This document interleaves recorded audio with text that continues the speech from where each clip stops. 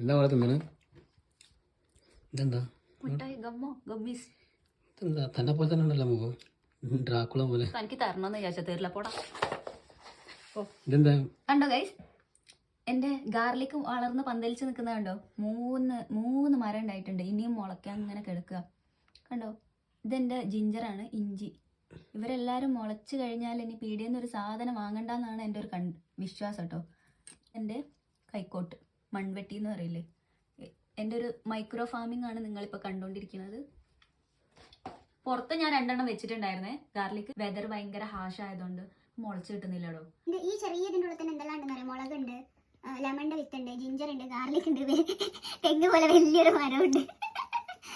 Guys, നിങ്ങൾ മനസ്സിലാക്കണം, കൃഷി ചെയ്യാനുള്ള എൻ്റെ അടങ്ങാത്ത അഭിലാഷമാണ് അത്, അഭിലാഷം.